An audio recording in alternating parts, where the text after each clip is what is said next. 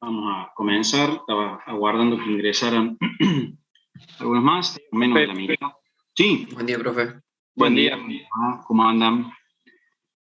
Bueno, habiendo terminado con la unidad número 2 de todo lo que era la administración de los archivos, vamos a entrar en el corazón de lo que son los sistemas operativos, más que el corazón, diría en el cerebro del sistema operativo, que está asociado justamente a los procesos, ¿no? Está asociado a todo lo que tiene relación con los procesos y lo que se denomina el nivel de procesamiento que va a tener un equipo en particular. Así que vamos a plantear de la siguiente manera. La administración de los procesos es una de las grandes resoluciones que tiene que dar el sistema operativo. Vuelvo a insistir que tiene relación con esto del cerebro, o sea, de alguna forma van a ver que es la parte donde más se da la importancia, pero sin todas las otras administraciones, sin todos los otros recursos, esto no funcionaría. O sea, es como decir, nuestro cerebro solo no anda, ¿sí? En el humano necesitamos todas las otras partes del cuerpo, todos los otros órganos para que esto ande, si no, no anda. Bueno, acá nos pasa exactamente lo mismo. Sin embargo, sabemos que ahí donde está el pensamiento, donde está justamente las acciones que uno puede llevar a cabo y demás, están brindadas por lo que ocurre en ese recurso. Bueno, veamos de qué se trata, ¿sí? Vamos a empezar de qué se trata. La administración de procesos, nosotros vamos a ver lo que es el concepto de proceso, lo que son los estados por los que va pasando un proceso y la importancia de esos estados, y la estructura de control del sistema operativo. ¿Qué es lo que necesita el sistema operativo para poder controlarlos a estos procesos? Y que no sea algo que se le desvirtúe. Vamos a ver por qué requiere este control. Porque hay un momento en el cual el sistema operativo es como que, o sea, pierde por un periodo de tiempo el control y él tiene que tener la información necesaria como para poder manejarlo y administrarlo correctamente. Veamos de qué se trata esto. Vamos a empezar con el concepto. Lo primero a entender es que cuando ustedes desarrollan, ¿sí? Fíjense cuando ustedes hacían sus programas o hacen todavía sus programas en Python, ustedes escribían código, ese código llevaba a cabo distintas funcionalidades, y esas funcionalidades son las que uno le va pidiendo al sistema que haga. Yo le voy diciendo, bueno, abrime este archivo, modifícame el texto, contame las letras, créame tal variable, plin, plin, plin, ¿no?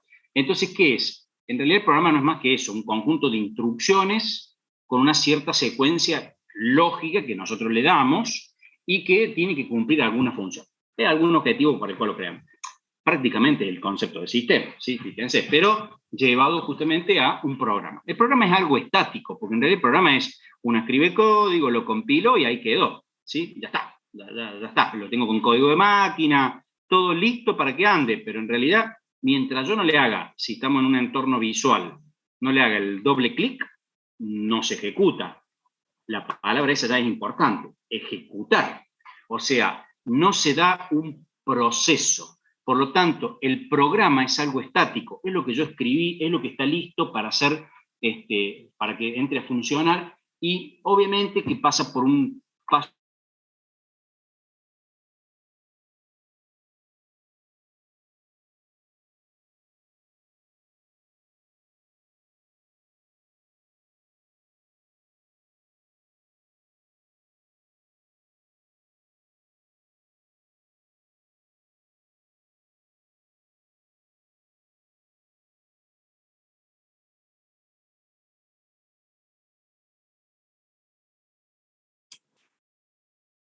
Profe, si está hablando no se le escucha. Se cortó.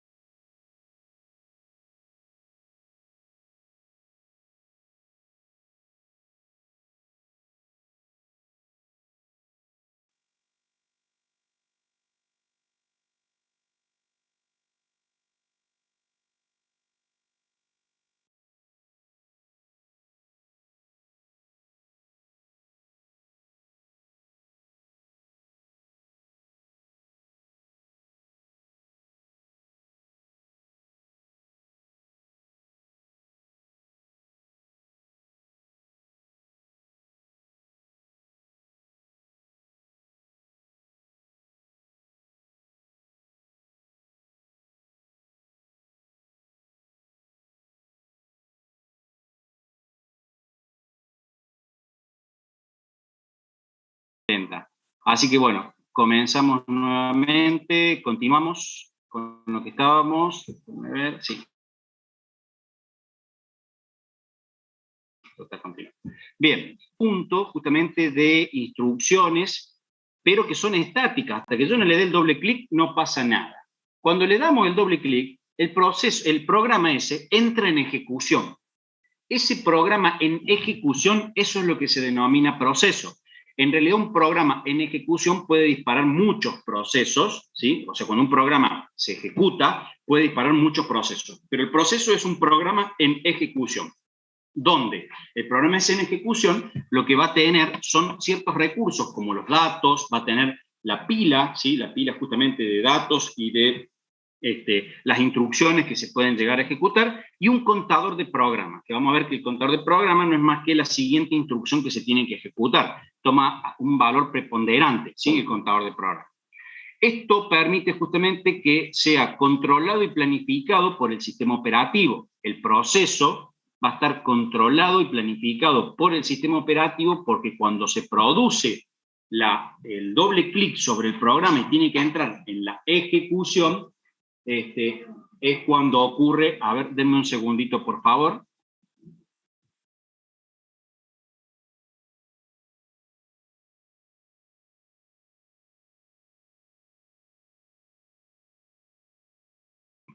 Bueno, discúlpenme. Entonces, el programa cuando entra en ejecución es lo que denominamos un proceso, ¿está bien? El proceso, recuerden, es algo dinámico, y el programa es algo estático, es algo que es una entidad totalmente estática. En cambio, el proceso entra con un dinamismo porque es el que en realidad es ejecutado, ¿sí? En realidad el que va a pasar por distintos estados. Vamos a ver que se va moviendo de un estado al otro, tiene un diagrama de transición de estados. Bien, el contador de programa indica la siguiente instrucción a ejecutar, como les estaba indicando, y ahora ya lo vamos a ver bien, vamos a ver un poquito más en detalle eso, ¿sí? Bien, ¿cuáles son los aspectos generales que tenemos que tener en cuenta o que se tienen en cuenta con los procesos? La multiprogramación. La multiprogramación, siendo una de las funciones principales del sistema operativo, tiene como objetivo mantener, en cuanto a proceso, mantener ocupado el procesador el mayor tiempo posible. Esa es la idea acá. La idea fundamental es que el procesador esté justamente permanentemente trabajando y no que esté al vicio. Ahí nos vamos a encontrar con algunas casuísticas muy interesantes, que nos va a permitir, de alguna forma, ¿cómo es que se llama? Manejar, no me salió la palabra, perdón, el mantener ocupado el procesador.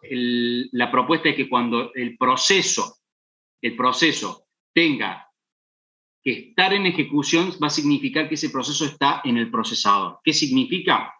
Va a estar haciendo uso de este procesador que tiene instrucciones, el cual puede llevar a cabo las operaciones de nuestro programa que está ya en ejecución.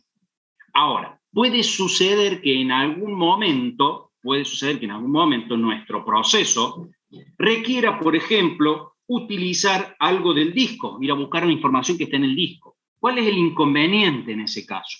El inconveniente es el siguiente.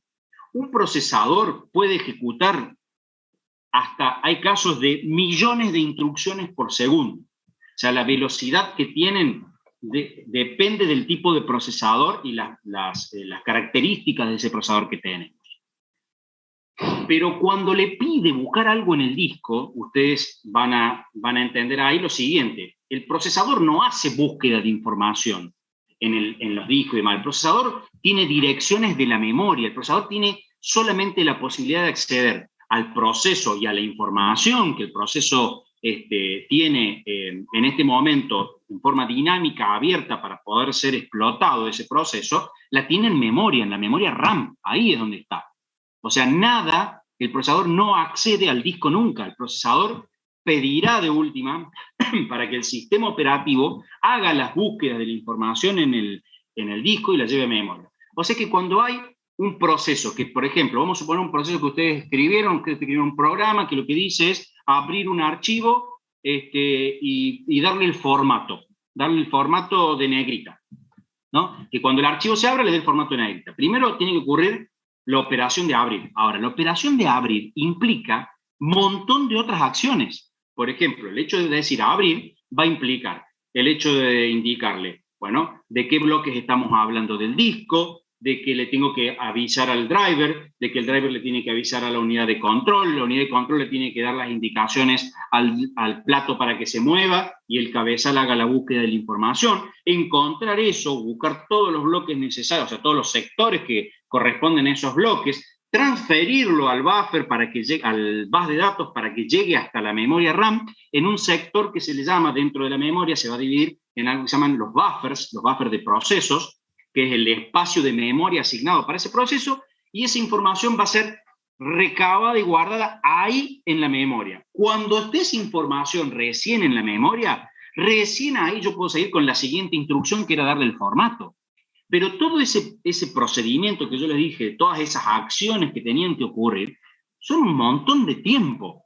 Entonces el procesador, si puede procesar millones de instrucciones, esas instrucciones, esas acciones que yo les dije recién, pueden llegar a tardar segundos. Por lo tanto, el procesador se estaría rascando, no haciendo nada, esperando a que ocurra ese evento de la lectura y la transferencia de la información. Por lo tanto, no nos sirve que eso ocurra. Entonces, en la multiprogramación, ¿qué es lo que se busca hacer? Que cuando un proceso quiera hacer algo como eso, en vez de que el procesador se quede esperando, entra en el sistema operativo y lo que hace es, con algo que se llama el planificador, vamos a ver, que toma un papel muy importante el sistema operativo como planificador, y va a decir, no, para, a ver, mientras ocurren estas acciones, déjalo, ¿sí? Le dice al procesador, toma, acá tenés otro proceso y continúa trabajando con este otro proceso, para que no estés al vicio. Mientras tanto ocurre todo lo que dijimos recién, va a ir a buscar al disco, el disco va a trabajar, va a hacer todo lo que tiene que hacer. Por lo tanto, ahí entra en juego de que el sistema operativo tenga la capacidad justamente de poder ir indicándole, mira, ahora tenés que ejecutar mientras tanto yo me hago cargo de ayudarle al proceso a buscar la información. O sea, va entrando en juego y por eso es que el sistema operativo es el administrador de todos estos recursos. ¿Está bien? Bien. Multiprogramación, uno de los casos más particulares. Profe, pero todo el procedimiento de búsqueda de datos lo hace el disco, ¿no? Por eso hay tanta diferencia de velocidad entre discos. Claro, el proceso de búsqueda lo hace el hardware. O sea, el hardware es el que va a tener que hacer la búsqueda en ese caso. No lo puede hacer el sistema, no lo puede hacer ¿cómo se llama? El mismo sistema operativo. El sistema operativo le va a decir, che, yo necesito todos estos bloques. Los bloques van a ir al driver y el driver va a decir, tengo que convertir esto a la tríada, ¿sí? No me sale a la terna, ¿sí? De lo que es justamente la pista, lo que es el cilindro, lo que es la pista y lo que es el sector, para hacer las búsquedas necesarias. Entonces ahí entra en juego ya el hardware, y por lo tanto el hardware ahí ya se hace cargo. Mientras tanto el sistema operativo sigue haciendo otras cosas, y mientras tanto el procesador sigue procesando otro proceso. O sea, están todos laburando, ¿sí? Y todos haciendo muchas cosas. La velocidad y la diferencia que estamos planteando sí está asociada a la velocidad del disco, ¿sí? No hay duda. No hay duda de que cuanto más rápido sea tu disco, más velocidad vas a tener para poder traer esa información, y por lo tanto se va a notar mucho menos los tiempos de espera de un proceso entre un proceso y otro. Por eso es que los discos de estado sólido resuelven mucha de esta situación, ¿sí? Una máquina vieja, con solamente cambiarle el disco duro por un disco de estado sólido, vas a notar una diferencia importante, porque el disco, o una máquina que compres hoy, con todas las características de última generación, con procesadores de última generación, memoria de última generación, y la placa madre con toda con un bus de datos con alta velocidad, pero te encontrás con un disco que es rotacional, un disco mecánico, y ahí tenés un cuello de botella, porque la velocidad de lectura del disco es lenta. Por eso es que las máquinas, hoy no en su totalidad, pero digamos, prácticamente hay mucho ofrecimiento de máquinas donde tenés un disco de estado sólido y un disco de rotacional. Entonces, en el rotacional, ¿qué haces? Guardas datos y lo usas como un tipo backup, digamos, ¿sí? Donde vas guardando los datos que están estáticos, ¿sí? Archivos y demás. Pero el resto, ¿sí? El sistema operativo y los procesos corren en el estado sólido para que sea todo más rápido. Ganas en eso, por eso traen 2 discos. Y si no, bueno, con un disco de estado sólido deberías andar bastante bien. También tenés diferentes velocidades en los discos de estado sólido, ¿sí? Así como en los rotacionales la tenés, en los de estado sólido también tenés diferencias. Pero bueno, esa es una de las características, la multiprogramación. La otra es el tiempo compartido. Hay que brindar soporte a muchos usuarios que quieren trabajar en forma simultánea. No solamente tengo el usuario que quiere ejecutar muchas aplicaciones y muchos programas, sino que puede ser un sistema operativo que esté siendo compartido, por lo tanto los recursos son compartidos y por lo tanto el procesador es compartido. Entonces, ahí tengo que ver cómo administro justamente para que el tiempo sea compartido. Yo no puedo darle eternamente un proceso, justamente como le dije recién, mientras el proceso esperara que el proceso vaya y busque el disco. O supónganse que el proceso haga un recorrido sector a sector de todo el disco para ver si está roto y listo, y no haga más nada. ¿Cuánto va a tardar en hacer eso? Y mucho tiempo. Si el procesador se tiene que quedar a esperar a que ocurra todo eso, ¿sí? A que ocurra el recorrido ese, y obviamente prácticamente el procesador quedó acaparado por ese proceso. Entonces, ¿qué es lo que se hace? Se les da un periodo de tiempo, ¿sí? A cada uno se le da un periodo de tiempo. Es como ir al médico. Cuando usted quiere sacar un turno al médico, ¿qué tienen? Turnos cada 15 minutos. ¿Por qué cada 15 minutos? Y porque si no le das turno, por lo tanto, una persona te acapara a lo mejor a un médico. Entonces, esa es una estructura que permite atender a muchas personas en un cierto periodo de tiempo. En este caso, tenés una estructura que te va a permitir que cada cierto tiempo se le acabó el tiempo a ese proceso y lo voy a sacar del procesador. Después quedará esperando a que le vuelva a tocar el turno. Pero, ¿qué pasa? Le voy dando oportunidad, un pedacito de procesador a cada uno, un pedacito de tiempo de procesador a cada uno. Recuerden que cuando tengo un procesador, puedo atender de a un proceso por vez. Tengo un procesador y puedo atender de a un proceso por vez. Podemos ver la casuística de multiprocesamiento simétrico, donde ya estamos en otra situación donde tengo muchos procesadores, donde ahí cambia ya la historia. Pero teniendo un solo procesador, tengo uno por vez, ¿sí? Uno por vez. ¿Qué pasa? Que cuando yo tengo un procesador rápido, memoria rápida y disco rápido, parece que estoy haciendo un montón de cosas a la par. Tengo el antivirus, tengo el Word abierto, tengo el navegador, estoy jugando un jueguito, estoy viendo Netflix, estoy haciendo un montón de cosas en el mismo tiempo en la misma máquina. Y uno dice, todo paralelo. No, no es todo paralelo. Lo que pasa es que la velocidad es tan alta que nos da un pseudo paralelismo. Pareciera que estamos haciendo todas las cosas en paralelo, y en realidad son en forma seriada, ¿sí? Pero lo importante es que el procesador es tan rápido que puede atender a todos y le da un pedacito de tiempo a cada uno. Y atiende tan rápido que a lo mejor en menos de un segundo terminó el proceso que vos querías que se llevara a cabo. Esa es una de las grandes ventajas que tiene justamente, y el tiempo compartido es esto, ¿no? Justamente permitir un pedazo para cada uno de todos los procesos que dando vuelta. La transacción en tiempo real es algo que requerimos para algunos procedimientos. Por ejemplo, lo que es transacciones en consultas a base de datos o actualizaciones a base de datos.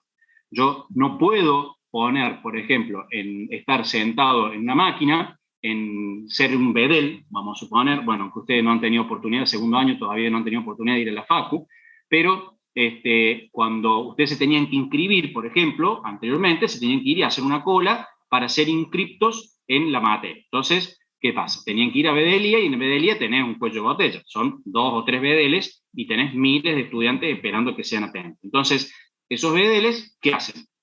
Tienen que consultar al sistema para ver en qué curso, por ejemplo, hay disponibilidad para inscribirlos. Entonces, al hacer esa consulta, yo tengo miles de personas. Imagínense que tarde 15 segundos, que no sea en tiempo real, que no pueda ir, consultar y traerme los datos prácticamente en el mismo momento que le hice el enter, ¿sí? El clic. Bueno, eso colapsaría totalmente el sistema de registración.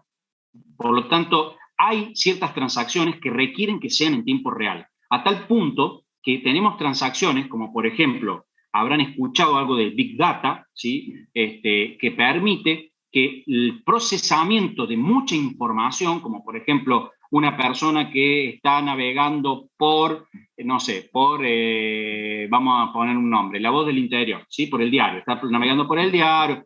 ¿Qué hace el diario? El diario está permanentemente procesando la información de por dónde se mueve ese usuario. ¿Para qué? Para darle una mejor experiencia de usuario, dándole, por ejemplo, noticias sobre temas que a él le gusta y cómo lo saca. Y lo sacará por estadística, porque le hizo clic y cuando hace un clic y entra a supónganse, quiero ver cómo salió un partido de fútbol, pumba. Cuando entras a esa página, ¿qué es lo que te hace? Si se fijan, van a ver que les ofrece un montón de otras noticias asociadas a esa misma información y probablemente cuestiones comerciales, ¿sí? Como por ejemplo, venta de, no sé, estoy metiéndome en el fútbol, a lo mejor aparece, no sé, una marca o aparece algún lugar donde se hace el deporte, cosas como esas que van haciendo asociadas. Cuanto más clic haces específico, más información específica toma y más información específica te va dando. Eso tiene que ser procesado en tiempo real, porque si no es procesado en tiempo real, yo a esa persona la pierdo. ¿Cuánto tarda en estar en una página? Se calcula que el máximo que tarda una persona, que si dentro de 7 segundos la persona no hizo lo que vos querías, perdiste a ese cliente, ¿sí? Entre comillas sería más o menos así. Entonces, tiene que haber un procesamiento en tiempo real. Entonces, llegar y tener que ir a, por ejemplo, buscar la información en un disco duro sería muy lento. Por eso es que muchos de estos procesos requieren que la información sea prácticamente esté en memoria y sea una comunicación memoria-procesador. Memoria-procesador, porque eso es rápido, ¿sí? Y porque el procesador, para poder acceder a la información, necesita tener la memoria, no la puede tener en disco. Si la tiene en disco, la tienen que sacar, o sea, va a tener que pedirle al sistema operativo que la saque, ¿sí? Para llevarla a la memoria. Y recién ahí va a poder accederla. Pero no es el procesador el que va a buscar información al disco, ¿no? Eso que quede en claro.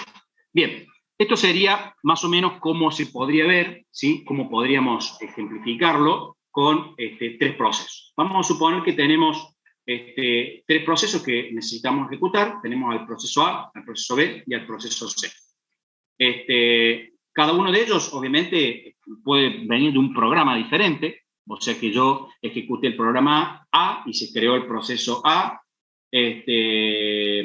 ejecutó el proceso B perdón, el programa B y se creó el proceso B, ejecutó el proceso al programa C y se creó el programa C.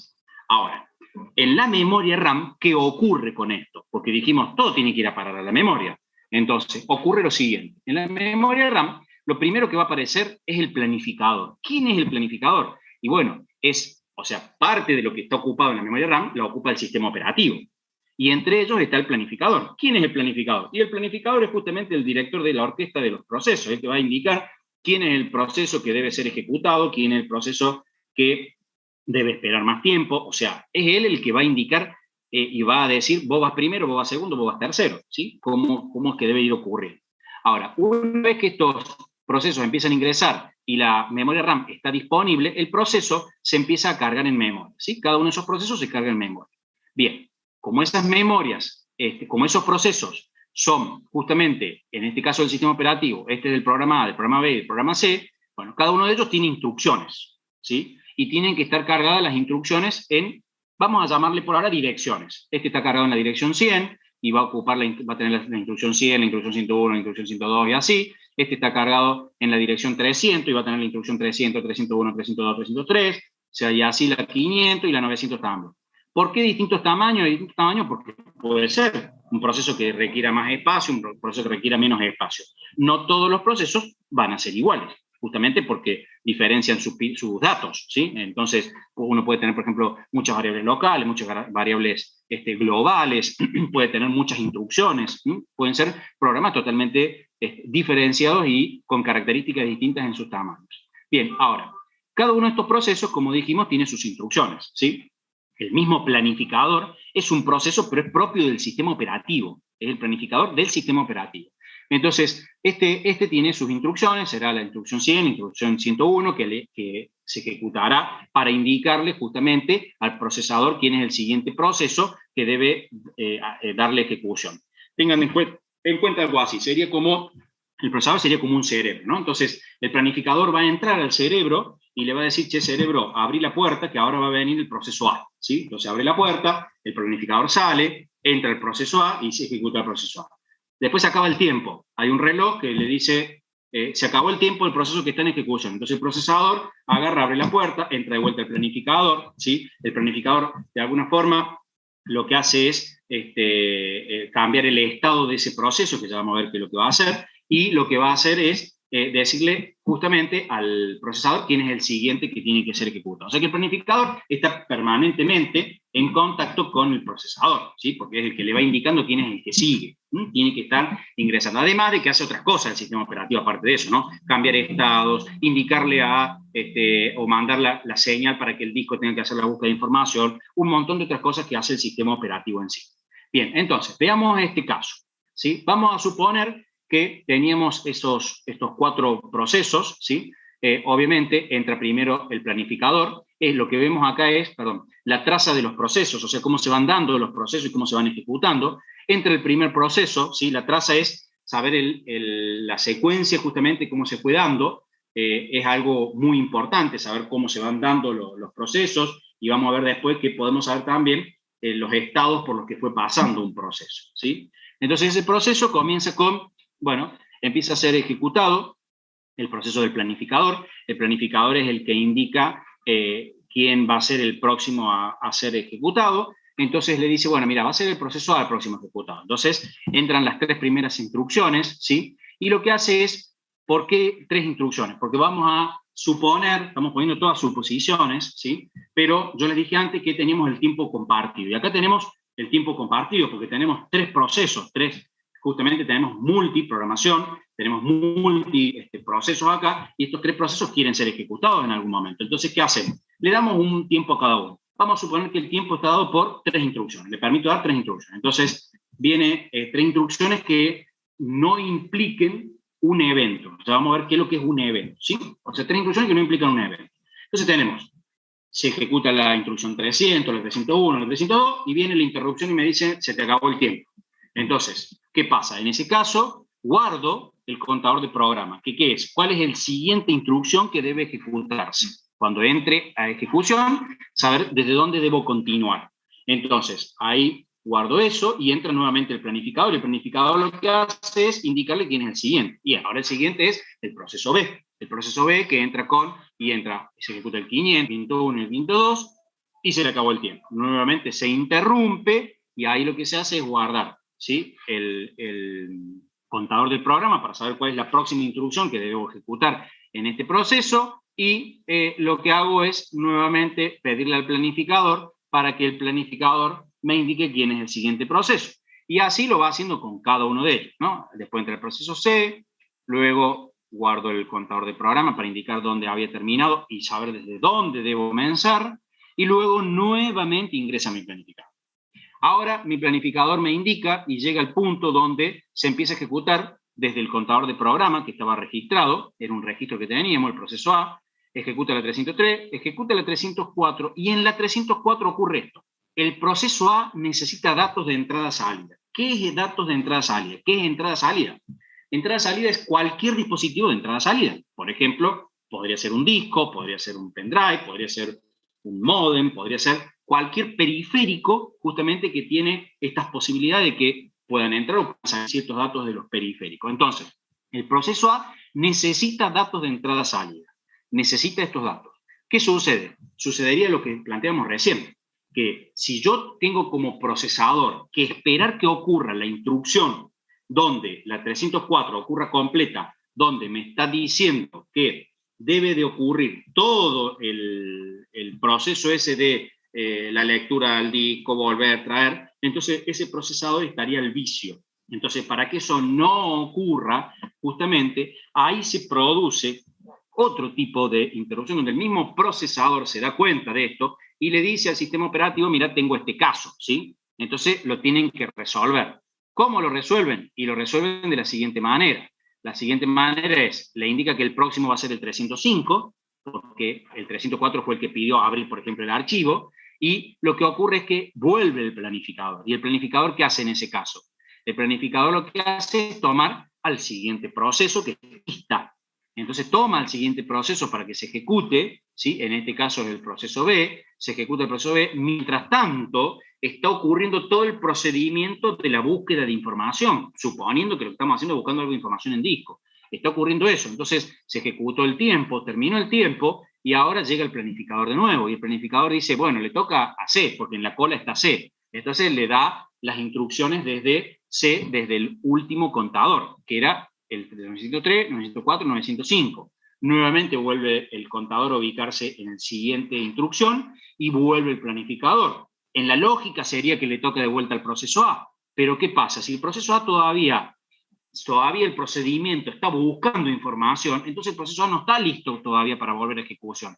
Entonces, como no está listo, ¿qué es lo que hace el planificador? Y bueno, sigue con otro proceso, mientras se sigue buscando la información para el proceso A. Y así lo sigue haciendo hasta que en algún momento ocurre que se obtienen los datos del proceso A. Entonces, cuando se obtienen los datos del proceso A, ¿qué significa? Supongamos que era buscar un archivo, se produjo esto de pedirle al driver, el driver le pidió al disco, el disco del hardware buscó, consiguió la información, la transfirió por el bus de datos, llegó a la memoria,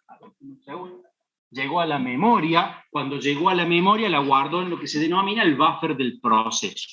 ¿Qué es el buffer del proceso? Es el espacio de memoria destinado justamente para este procesado, para este proceso en particular. Es un espacio de memoria, de eso estamos hablando, ¿sí? De un espacio de memoria. Por lo tanto, llega eso y fíjense lo que ocurre.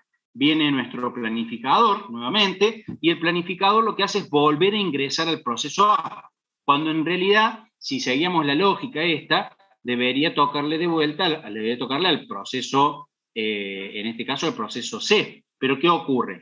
Va a tener una prioridad el dispositivo de entrada-salida. ¿Por qué? Porque hasta que no entregue esto y el procesador ejecute esa info, este dispositivo queda bloqueado, o sea, los archivos quedan bloqueados, los bloques quedan bloqueados. Entonces, va a tomar el sistema operativo como algo prioritario cuando le llegue esta señal, indicando justamente que ocurra una interrupción por la entrada-salida. O sea que en realidad se va a dar una interrupción de entrada-salida y por lo tanto el planificador va a volver a meter a este proceso para que pueda culminar y liberar al recurso que tiene retenido, ¿sí? Al recurso en este caso de entrada-salida.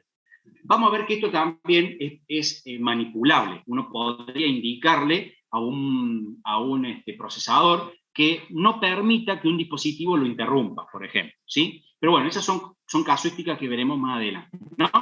Pero para tener más o menos la secuencia, esto es lo que suele ocurrir. O sea que puede ocurrir que un dispositivo de entrada-salida en algún momento interrumpa, porque ¿qué pasa? Se estaba ejecutando el proceso B, vamos a suponer, ¿no? Y llegó a la 507. Y cuando llegó a la 507 se produce esta interrupción del dispositivo de entrada-salida.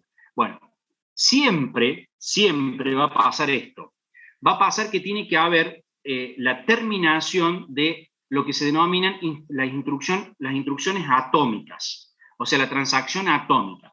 Tiene que ocurrirse que yo no puedo cortar, si un proceso en un momento particular estaba, por ejemplo, guardando algo en memoria y estaba justo en ese momento tirándolo dentro de la memoria, no puedo cortarlo al proceso. Tengo que esperar a que termine esa instrucción.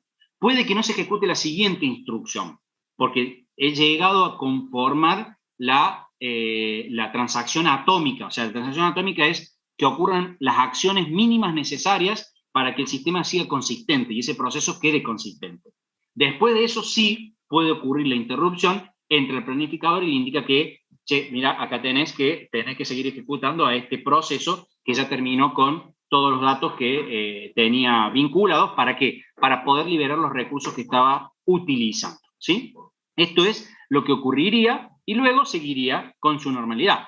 Volvería a darse, por ejemplo, la interrupción. Ya no sigo con el A porque el proceso A ya terminó. Recuerden que el proceso A tenía hasta la 306. Ya está. Llegó hasta ahí, terminó. Levantó el archivo, le dio el formato y ahí quedó, ¿sí? Culminado.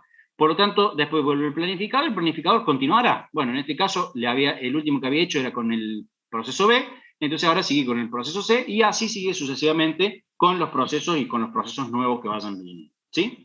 Bueno, este es el proceso general que se lleva a cabo. Ahora, para que esto pueda ocurrir, necesitamos conocer los estados del proceso. ¿Por qué? Porque el proceso, cuando uno dice está en ejecución, bueno, vamos a ver que el proceso está en ejecución, pero el proceso se va a mover por muchos estados, ¿sí? Por muchos estados en particular. Entonces, vamos a ver lo siguiente. Tengo un proceso que está en el estado, en este momento, en listo, o sea que está, ¿qué significa que está listo? significa que está en memoria y que está preparado para ser ejecutado, ¿sí? Que está preparado para ser ejecutado. Tiene todo lo necesario para ser ejecutado. Entonces, ¿qué va a pasar? El sistema operativo lo va a expedir, o sea, el sistema operativo lo va a mandar a ejecución. ¿Qué significa que lo manda o lo expide a ejecución? Que ese proceso está en el procesador, ¿sí? Y está en este momento siendo ejecutado. O sea que hasta acá llega el sistema operativo.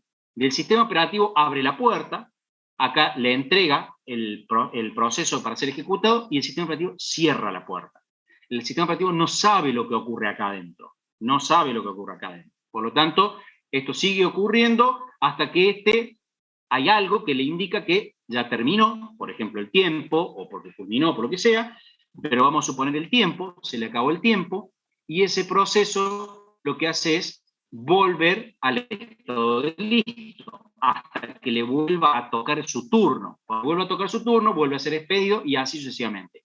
Viéndolo desde el punto de vista de tener una cola de procesos, por ejemplo, esta podría ser un algoritmo. ¿Por qué ubiqué ABCD de esa manera? Bueno, ese es un algoritmo particular, un algoritmo que definió colocar los procesos de forma. Por ejemplo, podría ser el FIFO, ¿sí?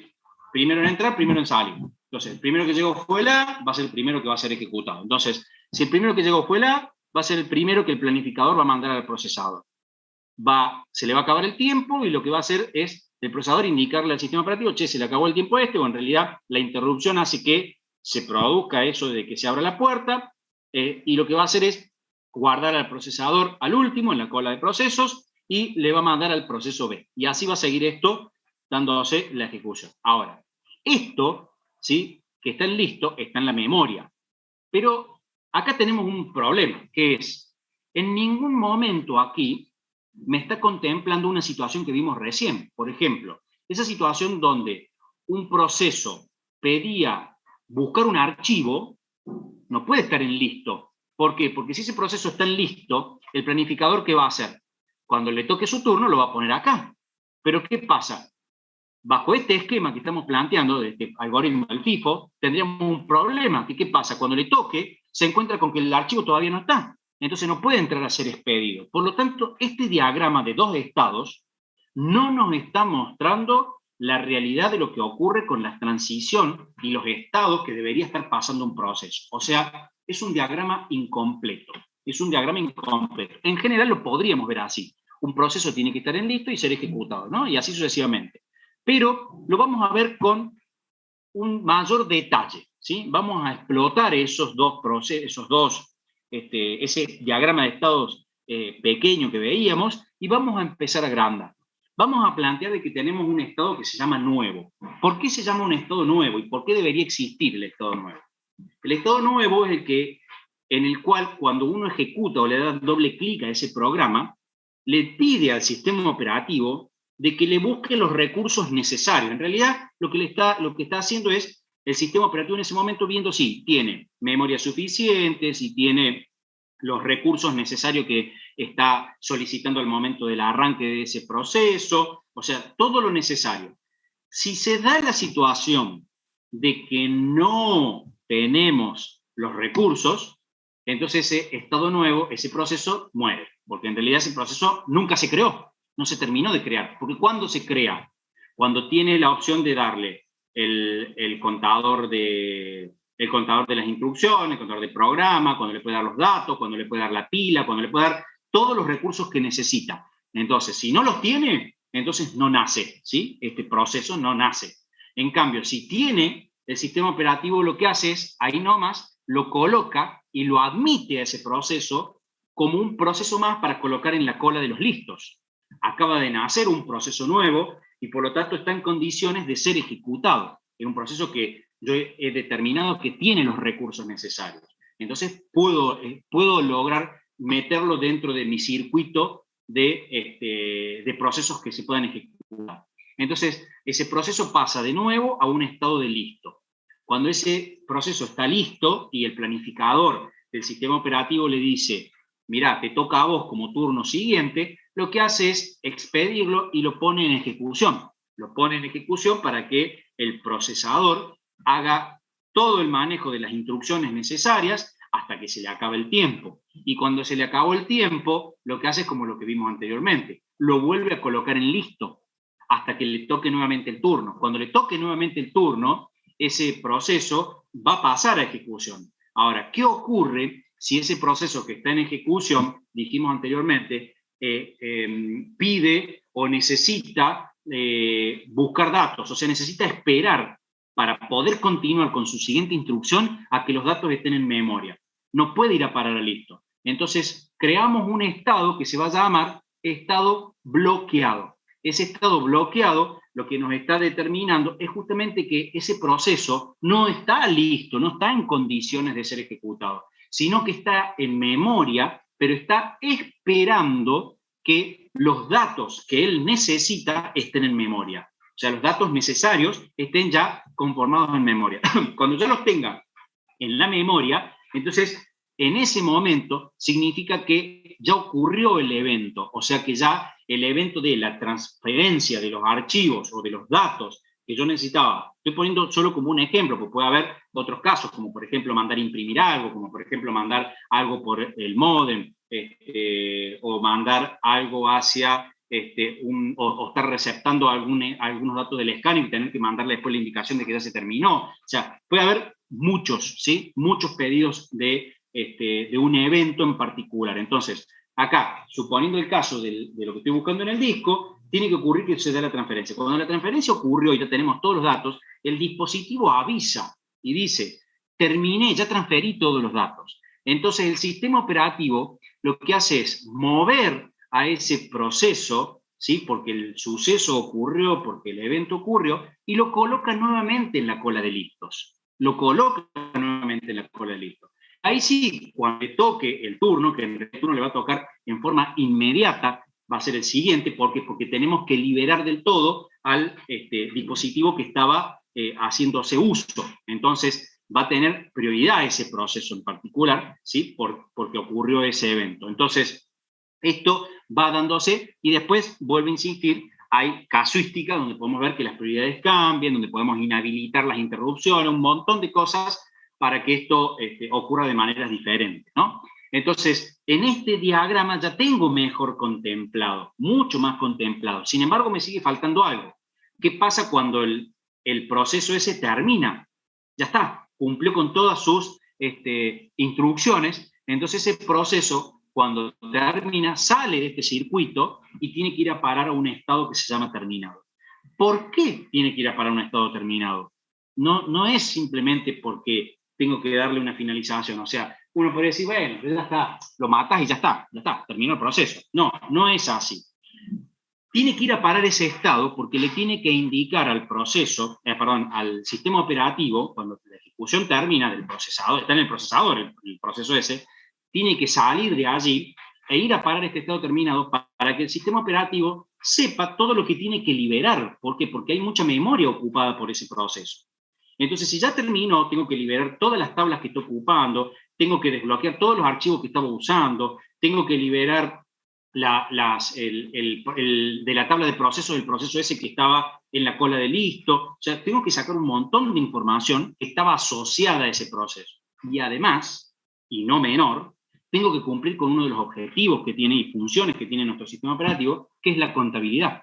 Es tomar información de ese proceso, por ejemplo, tiempo en el que estuvo en ejecución, o sea, muchos otros datos que sirven como una retroalimentación para el mismo sistema operativo, ¿sí? Entonces, esto tiene que darse, ¿sí? Y esta secuencia que estamos viendo acá es lo que se llama diagrama de 5 estados. Este que estamos viendo es un diagrama de 5 estados. Este diagrama de 5 estados está reflejándome que la información está siendo ejecutada y que puede ser ejecutada siempre que esté en memoria. Estamos hablando de que todo esto está en memoria. Ahora, tengamos en cuenta que la única forma de llegar al procesador para ser ejecutado es estando en la cola de listos. Fíjense, la única transición que llega, la única flecha que entra, ¿sí? O sea, el único nodo que tenemos que es que tiene como siempre como sumidero 1, ¿sí? Es el de ejecución. El de ejecución siempre va a tener el sumidero en 1. Siempre va a tener el sumidero en 1, ¿sí? ¿Se acuerdan de matemática discreta? Bueno, tiene que llegar en este diagrama de grafo esa flecha siempre ejecución. ¿Pero de dónde? De listo. No puede llegar de otro lado. Solamente puede llegar de listo, no de otro lado. Bien, pero esto no termina de contemplar todo. ¿Qué sucede si se me acaba la memoria? ¿Qué sucede si yo tengo un proceso que está esperando, está bloqueado, esperando que ocurra un evento, y cuando ocurre el evento me encuentro con que la cola de listos, o sea, el buffer de espacio o la memoria que yo tengo para llevarlo a listo, no hay memoria suficiente. Me encuentro con que ya no tengo más memoria. O que algo que estaba en ejecución tiene que ir a parar a bloqueado, porque pidió un evento, y se encuentra con que no hay memoria suficiente. Estaba siendo ejecutado y ya no hay más memoria. Entonces, algo tiene que ocurrir ahí, porque o tengo que matar algún proceso para liberar espacio de memoria, o alguna otra situación se tiene que dar. Y ahí viene nuestro salvador. ¿Quién es nuestro salvador? Nuestro salvador va a ser lo que se llama memoria secundaria o unidad de almacenamiento secundaria. La memoria secundaria es algún dispositivo en el cual yo pueda almacenar información haciendo como una extensión de la memoria RAM. Por ejemplo, el disco podría ser, ¿no? El disco podría ser uno de los dispositivos, que es en realidad el que más se utiliza para esta situación. Entonces, esa información o ese proceso que en este momento está bloqueado va a ser suspendido. Y ese es el nuevo estado del que vamos a hablar, que se va a llamar bloqueado y suspendido. Va a ser suspendido. O sea, cuando yo hablo de suspensión, estoy hablando de que la información o el proceso, mejor dicho, se encuentra en el disco, ¿sí? O se encuentra en la memoria secundaria, en esta unidad de almacenamiento secundario. Entonces, al ser el hecho de que un proceso estaba en ejecución y solicita datos, o sea, tiene que esperar datos, y se encuentra con que no hay suficiente espacio en los bloqueados, acá el sistema operativo va a tener que decidir, de acuerdo a un valor de prioridad, a qué proceso va a mover de la memoria hacia este estado, que es bloqueo y suspendido, que es moverlo hacia un espacio que se llama de intercambio del disco, ¿sí? A un espacio del disco, un espacio de intercambio. Entonces, lo va a mover y lo va a llevar a suspendido, ¿sí? En bloqueo y listo. Cuando se encuentra con que tenemos espacio nuevamente en memoria, si hay espacio en memoria, lo que va a hacer es, si aún el suceso no ocurrió, o sea, todavía estamos en espera porque no ocurrió el suceso ese o el evento, entonces ese proceso que estaba bloqueado suspendido vuelve a bloqueado. La diferencia es que ahora está en memoria. Entonces es mucho más rápido, ¿sí?, la resolución de esto cuando está en memoria. Si no, tengo que esperar a mover todo hacia la memoria, pero si se va liberando esto, lo voy a mover, lo voy a volver a colocar acá, porque cuando se libere va a ser mucho más rápido para poder llegar a la ejecución.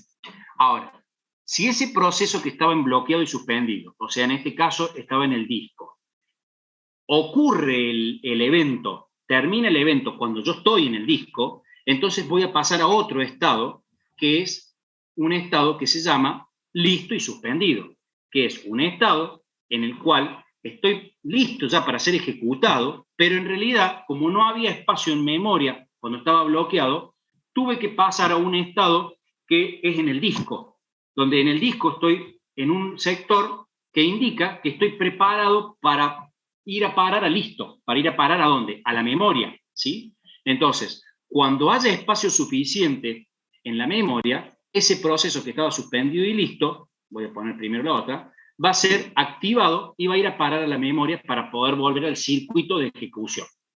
Si tengo un proceso que, por ejemplo, se estaba ejecutando y se le acabó el tiempo, ¿sí?, y se le acabó el tiempo, vuelve a listo. ¿Qué pasa si se encuentra con que no hay memoria suficiente para volver a listo? Entonces, como no hay memoria suficiente, nuevamente nuestro sistema operativo va a tener que decidir, de acuerdo a ciertas prioridades, cuál es aquel proceso que tiene menos prioridad para suspenderlo. Y lo manda a suspendido y listo.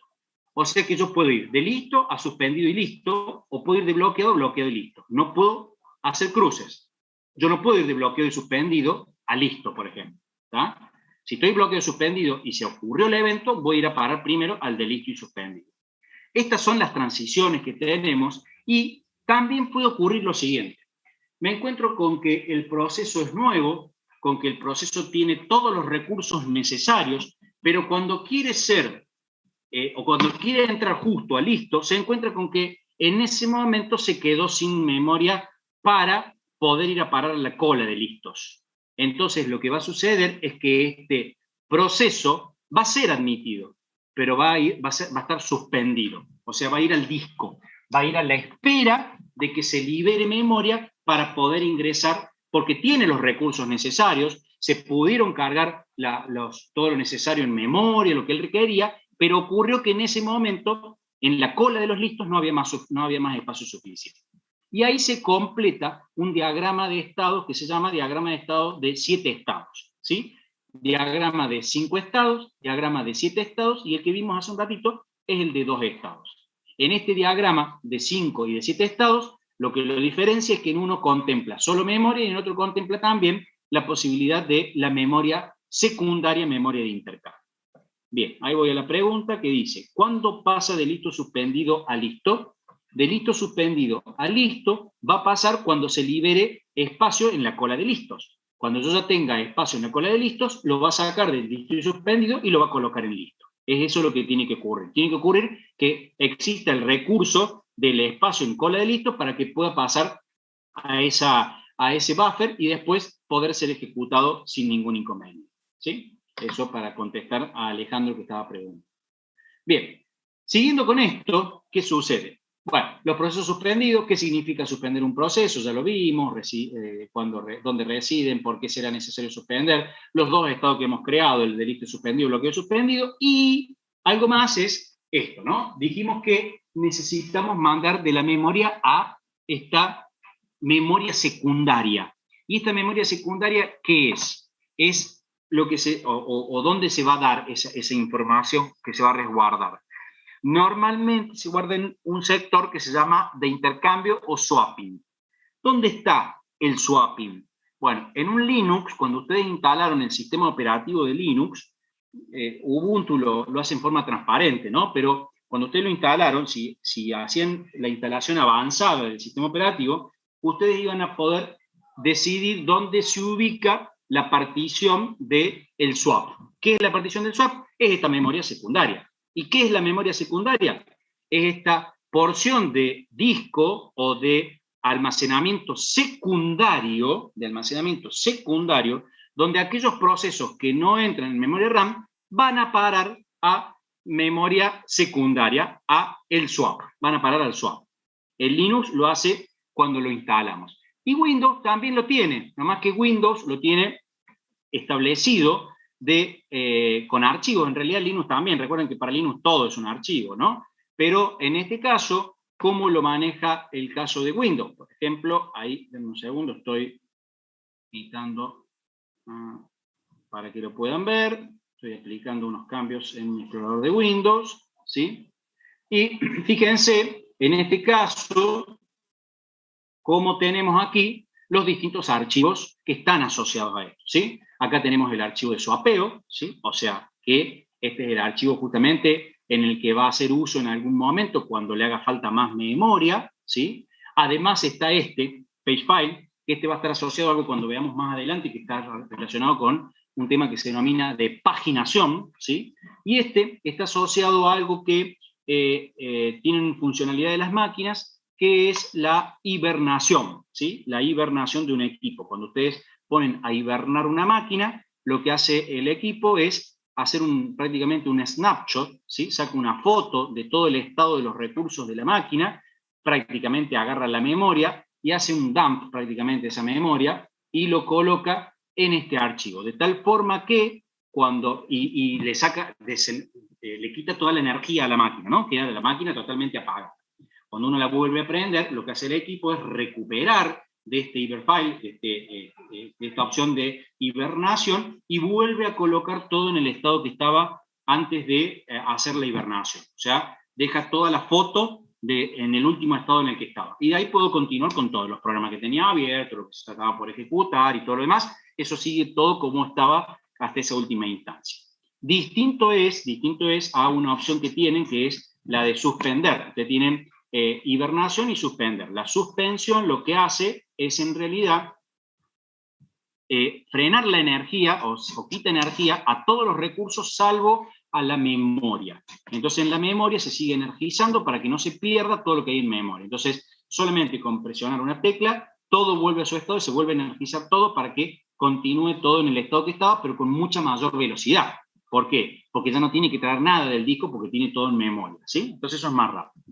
Bien, a ver, vuelvo a traer esto acá, y denme un segundo que vuelvo a poner en el estado natural mi programa de Windows, cosa de que uno, cuanto más habilitado tiene, más errores puede cometer, entonces dejamos que el sistema operativo nos ayude con eso.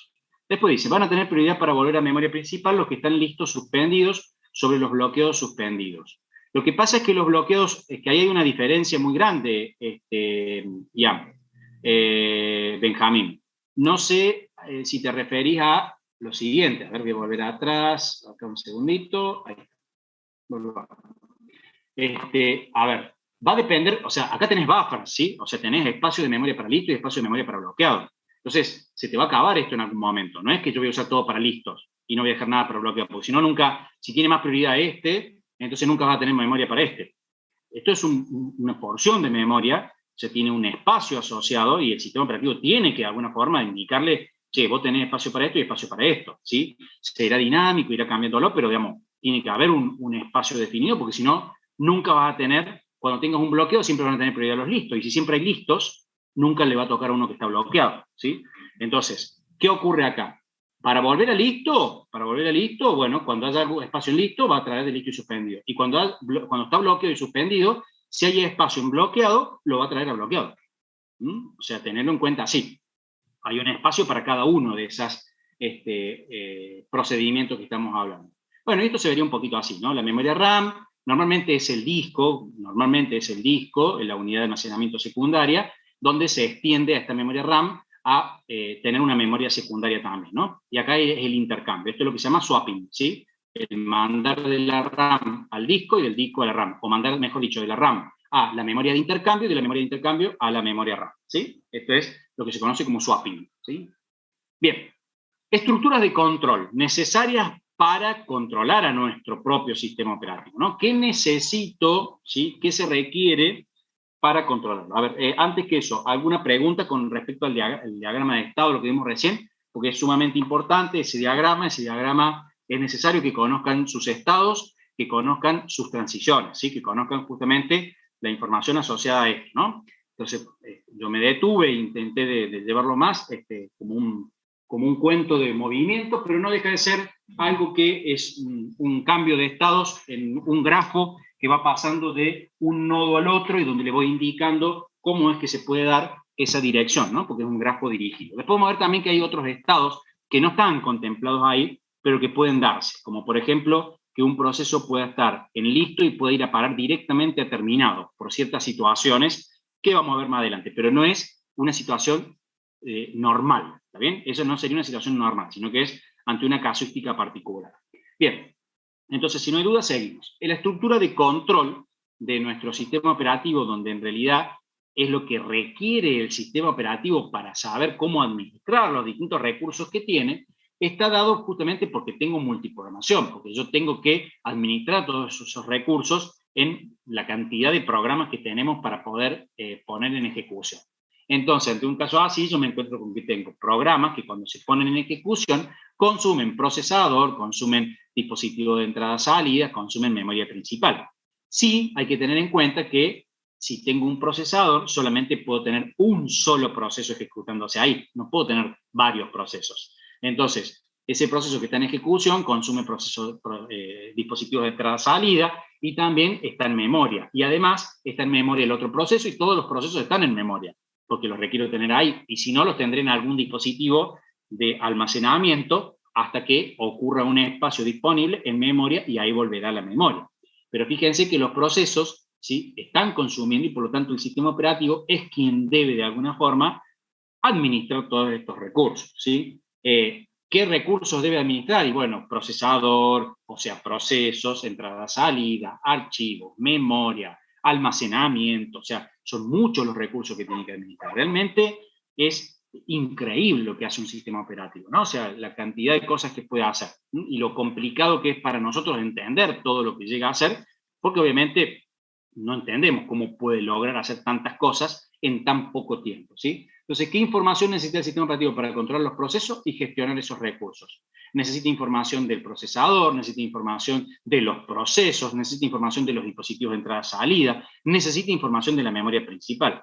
Eso quiere decir que va a necesitar estas 4 tablas. Tablas de memoria, tabla de entrada-salida, tablas de archivos y tablas de procesos. Esas 4 tablas son 4 tablas interrelacionadas, no son tablitas independientes. Son tablas que se relacionan una con la otra. Por ejemplo, si yo abro un programa, si yo ejecuto un programa, cuando entra en ejecución se crea el proceso y por lo tanto voy a tener que crear seguramente en esa tabla de procesos una entrada indicando que este es el proceso que está ejecutando, indicándole allí las direcciones de memoria donde está, el proceso y las instrucciones del proceso, indicándole en algún momento cuando quiera abrir un archivo que está haciendo uso y bloqueando al dispositivo y que está necesitando abrir este archivo con estos bloques, entonces voy a estar indicando qué bloques está en ese momento bloqueando porque los tiene que usar. O sea, hay una relación muy fuerte, ¿sí?, entre estas 4 tablas. Por lo tanto, el sistema operativo puede controlar a un proceso, ¿sí?, pero no solamente controla el proceso, requiere controlar el proceso y para poder controlarlo correctamente, requiere poder administrar todos estos recursos. Si no, no lo puede controlar correctamente, porque necesita, cuando le pida abrir un archivo, necesita saber administrar archivos, saber administrar memoria, saber ir a buscar algún disco y saber cómo indicarle en qué porción de memoria tiene que ir a parar esa información que está trayendo del disco. O sea, no es cualquier cosa lo que tiene que estar haciendo nuestro sistema operativo, ¿no? Entonces necesita algo que le permita controlarlo. En cuanto a las tablas de memoria, la tabla de memoria tiene que controlar la memoria principal y la secundaria. La secundaria es esta que estábamos hablando recién, ¿no?, esta de intercambio, donde yo voy a tener un espacio justamente para cuando requiera lo necesario para mover, ya sea un proceso, ya vamos a ver que en vez de un proceso a lo mejor tenemos que mover un pedazo del proceso, no todo el proceso, ¿no? Y llevarlo de disco a memoria o a lo que es la memoria secundaria, que vuelvo a insistir, podría ser otro dispositivo que no necesariamente tenga que ser el disco. Normalmente es el disco, podría ser un pendrive, por ejemplo, ¿sí? Bien, controlar la asignación y liberación de la memoria de los procesos, o sea, en esta tabla voy a tener que tener la información necesaria para saber justamente qué porciones de memoria, qué direcciones de memoria está usando y que cuando, bueno, ocurran ciertas cosas se vayan liberando y que cuando yo necesite más espacio, bueno, ver si tengo disponible y asignárselo, decirle, che, este proceso está utilizando estas porciones de memoria o estas direcciones de memoria, ¿sí? Entonces tengo que tener eso para que cuando termine también el proceso sepa cuáles son todas las direcciones que tengo que liberar y saber todos los espacios de almacenamiento de memoria que pueda dejar disponible para que otros procesos hagan uso de ese espacio de memoria, ¿sí? Bueno, registrar dónde está alojado el proceso, parte de lo que hace la memoria, ¿sí? La tabla de memoria, controlar el acceso no autorizado a ciertas regiones de memoria compartidas. Vamos a tener, en algunos casos, memoria que vamos a estar compartiendo. La memoria es compartida, ¿sí? Pero va a haber procesos que a lo mejor comparten espacios de memoria. ¿Por qué? Y les pongo un caso así más típico, ¿no? Cada vez que ustedes abren un programa, abren una ventana, ¿sí? Vamos a suponer un entorno visual, perdón, lo pongo en contexto, un entorno visual, vamos a poner un Windows, abren un explorador de Windows, y el explorador de Windows abre una ventana. ¿Qué es una ventana? Y una ventana está constituida por ciertos lados, alto, tiene un conjunto de funcionalidades, como por ejemplo minimizar, maximizar, cerrar, salir, bueno, todo eso es parte de una ventana. Si yo abro un Word, y también uso esa ventana, y también tengo el maximizar, el minimizar, ¿está bien o no? Lo que pasa es que son funciones, ¿está bien? O sea, son una función que va a estar en memoria y que va a ser compartida por todas las ventanas, porque en realidad la función es la misma. ¿Para qué voy a tener replicado esa instrucción en todos lados? No, la pongo en un lugar y comparto eso. Bueno, ese compartir, en algunos casos, vamos a ver que yo no tengo autorización siempre para entrar cuando quiera. Por ejemplo, voy a tener una variable compartida y cuando la esté usando alguien, no la puede usar otro, no puedo estar grabando 2 al mismo tiempo, porque estaríamos uno escribiendo y el otro está reescribiendo lo que escribió el otro, por lo tanto perderíamos lo que el primero estaba haciendo. Entonces, hay ciertas regiones de memoria que son compartidas donde yo voy a tener que saber que el acceso no está autorizado, ya sea porque no tiene autorización, o ya sea porque, por ejemplo, alguien lo abrió para escritura y yo lo tengo que bloquear para no autorizar a que otro lo abra como escritura. Supóngase un archivo de Word, cuando ustedes lo abren por una primera instancia, lo abren y lo tienen editable. Pero si ustedes quieren abrir el mismo archivo, ¿qué les dice? No, no te puedo dejar abrirlo para editarlo. Te lo pongo como solo lectura. Y de última lo que harás es crear uno nuevo, o sea, guardarás como y crearás otra instancia de ese archivo. Pero no te puedo dejar modificarlo. ¿Por qué? Porque no estás autorizado, porque ya hay alguien que lo tiene abierto y lo está modificando. Entonces, esto también está relacionado con llevar información del disco a la memoria RAM. Tengo que ir asignando, porque en realidad el programa lo ejecuto, y cuando lo ejecuto, ¿dónde estaba el programa? Y estaba en el disco. Entonces, lo que es persistente es lo que está en el disco duro, o lo que está en los dispositivos que no son volátiles. Entonces, esa información se va a llevar a la memoria RAM, ¿sí? Y es ahí donde prevalece para poder ser accedida cuando un proceso se lo pide al procesador, cuando hay una instrucción en el procesador que diga que quiere acceder a información que está en la memoria, que en realidad es eso lo que voy a necesitar, ¿sí? Si no está en memoria, tendré que ir a buscarla al disco y llevar la memoria, no me va a quedar otra, ¿sí? Bueno, en la estructura de control, ¿sí? Además también de la tabla de memoria, tenemos esta otra tabla que es la tabla de entrada-salida, que está asociada a los dispositivos de entrada-salida, ¿sí? A los dispositivos de entrada-salida.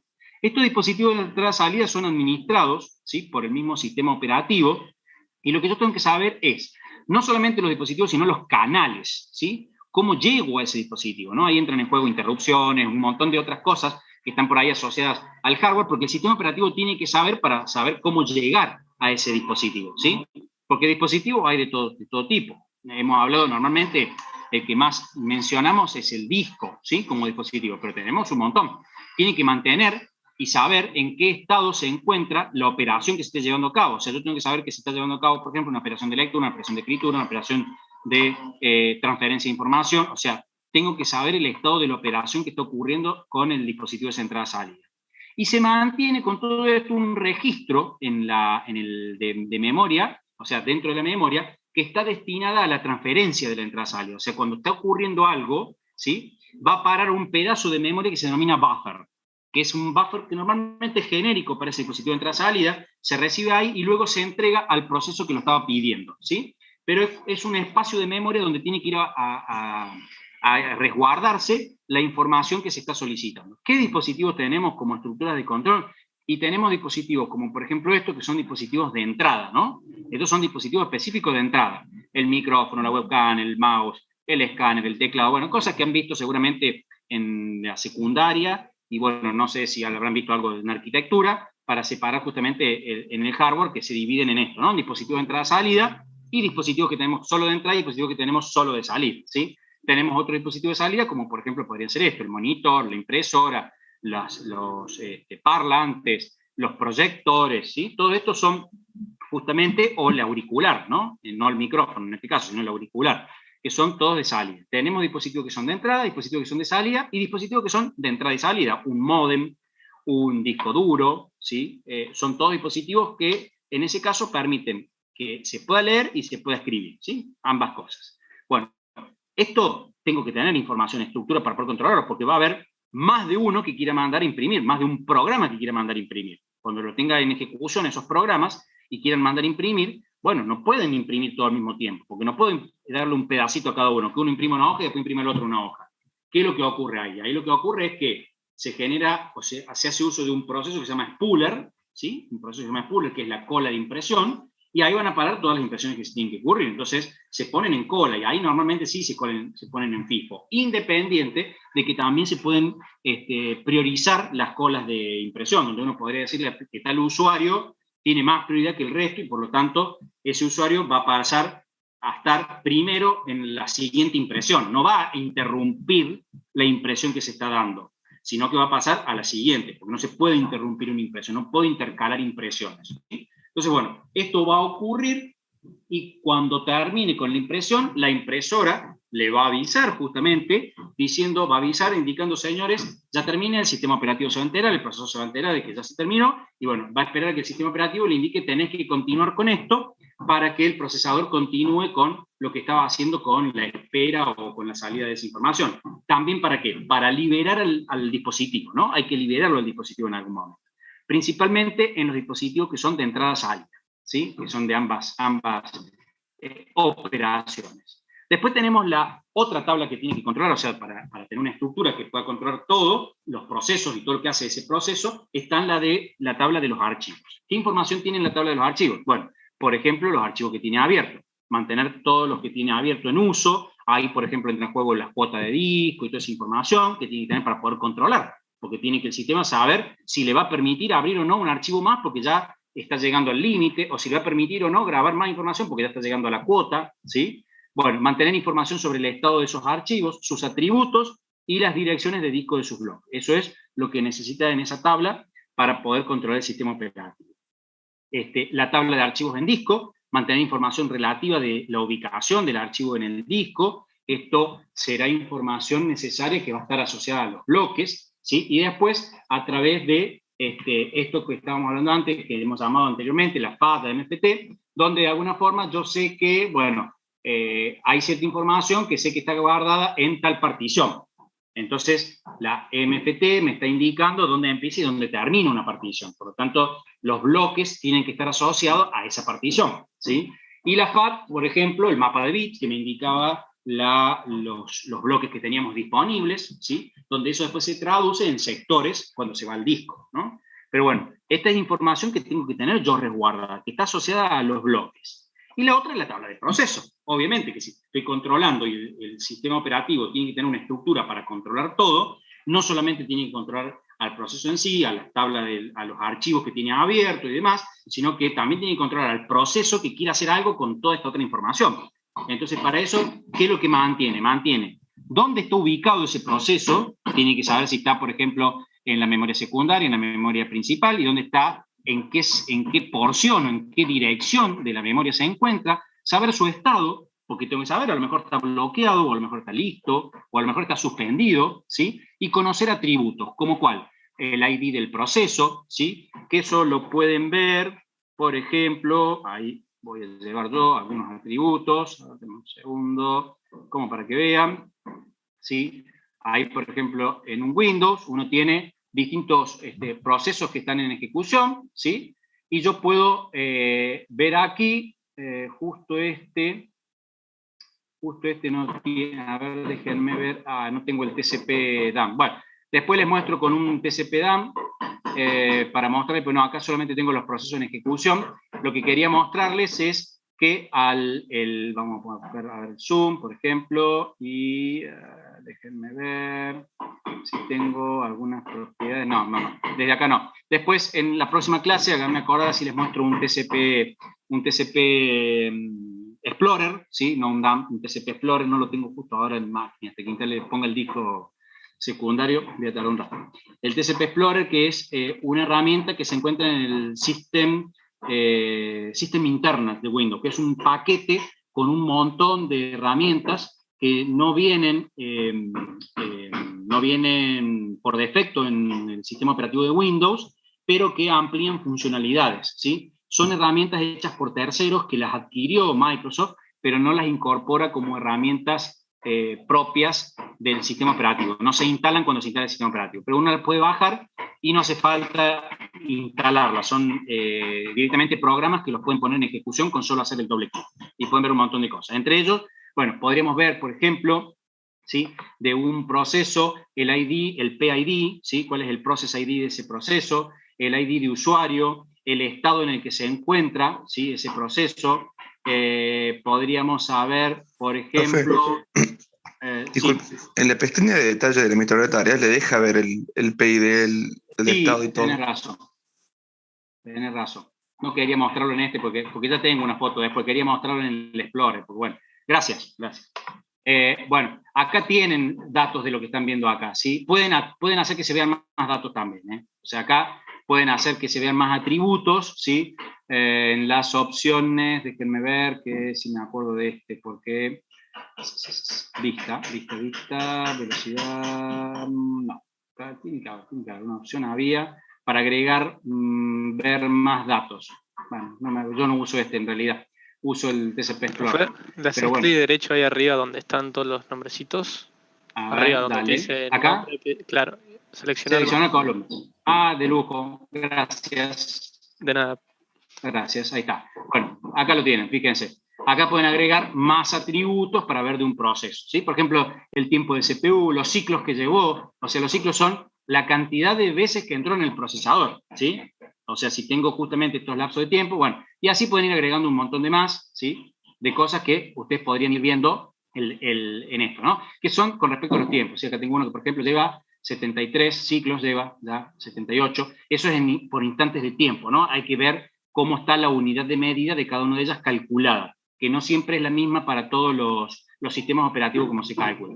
Pero bueno, uno de los datos importantísimos va a ser el Process ID, ¿sí? Bueno, ahí están los datos que están planteando ahora. Bueno, esto se ve más interesante y me gusta verlo más en el otro, porque lamentablemente esto no muestra lo que se llama el árbol de procesos. El árbol de procesos, cada uno de estos procesos no son procesos que nacieron de la nada. Por ejemplo, aquí tengo un montón de procesos, pero probablemente todos estos son hijos de este proceso. Entonces está bueno verlo desde esa perspectiva, y a pesar de que tiene algo de esto, ¿sí? No lo contempla como lo ve el explorador de TCP, ¿sí? Pero bueno, después lo mostraré eso. En sí, lo que estoy queriendo plantear es que tenemos distintos atributos, ¿sí? ID de usuario, el estado, la ubicación en memoria, prioridad del proceso. Algunas de estas cosas se pueden ver como las estábamos viendo recién, ¿sí? En Linux usan un comando, ¿ya lo han visto este comando? No, todavía no, el comando top, no lo deben haber visto, ¿no? ¿Puede ser? Coméntenme si lo vieron. No. Bueno, no, bien, no lo vieron. No lo vieron, es correcto, no lo deberían haber visto porque todavía no vieron proceso, y bueno, se supone que con esta clase ya habilitamos este comando, pero bueno, por ahí el práctico puede llegar a mostrarlo anteriormente, ¿sí? Donde lo que yo estoy haciendo en este caso, que es, estoy viendo, por ejemplo, la cantidad de procesos que tengo en mi sistema operativo de Linux. Pero, lo que estoy viendo es una lista, ¿sí? Una lista que la que están viendo ustedes ahí como esa listita, no es una lista cualquiera, porque esa lista lo que en realidad está haciendo es mostrando en tiempo real el top, ¿sí? Hace eso, y es como un administrador como el que estábamos viendo recién, un administrador de eventos, un administrador de recursos, como estábamos viendo recién, que está mostrando en forma permanente, que está mostrando cómo está consumiendo cada uno de ellos la información y demás, ¿sí? Ahí, por ejemplo, Lorenzo comenta el caso de un comando, ¿sí? Un comando que no es lo mismo, no es comparado con ¿tá? Ahí Lorenzo comenta el task list, por ejemplo, que le va a mostrar la lista de procesos que hay en ejecución, y con más información, si le ponen FO, donde que puse más... FO, el formato, si le ponen list, te lo manda en me faltó, sí, me faltó el formato, perdón. Me falta el formato, que es list, exactamente. Y ahí puedo verlo, por ejemplo, como una lista, y puedo verlo con mejor visualización. Pero lo que hiciste ahí es una foto. Eso es, comparado con Linux, sería lo mismo que hacer un PS en Linux, ¿sí? Un PS, no es lo mismo que top. En cambio, el top es lo mismo que lo que estábamos viendo recién, que esto, ¿sí? Es lo mismo que esto. ¿Por qué? Porque es dinámico. Yo puedo ver justamente, permanentemente, cómo se va dando este dinamismo, ¿sí? Bueno, el top hace lo mismo, pero cuidado, el entorno visual de Linux también tiene un administrador de tareas como tiene Windows, ¿no? Pero si quieren verlo desde la línea de comando, con el top lo pueden hacer. Y ese top tiene un montón de columnas, esas columnas dan un montón de información. Esta columna, por ejemplo, PRI significa prioridad, ¿sí? Prioridad. Cuanto más alto es el número, la prioridad es menor.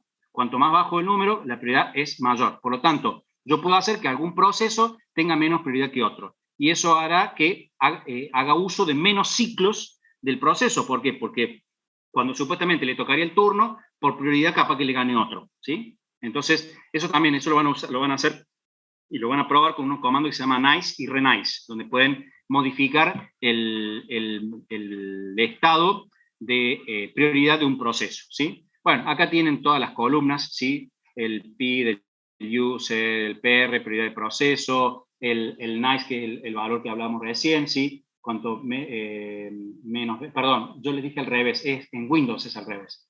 Acá cuanto más alto es mayor la prioridad, No, perdón, está bien, es al revés. En Windows, cuanto más alto es el número, mayor. Y en Linux, cuanto más bajo, es mayor. Así es. Entonces, acá, cuanto más bajo el número, que es menos 20, el más chico, ese sería el de mayor prioridad, ¿sí? Por defecto suelen aparecer todos en 20, ¿sí? Le pone la prioridad, todo baja prioridad, ¿sí? Pero bueno, yo puedo alterarlo a eso.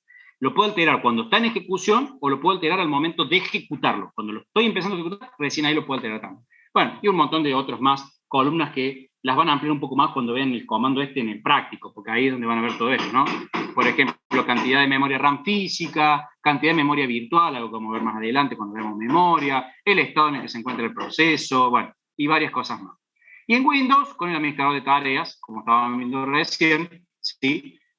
Como decían ustedes, en la columna de detalles, pero me gusta mucho más el explorador de TCP, el explorador, perdón, el explorador de TCP, el explorador del Process Explorer, el explorador de TCP lo utilizamos en redes, no acá. Es para ver las conexiones de TCP que se dan en una conexión de tipo TCP/IP.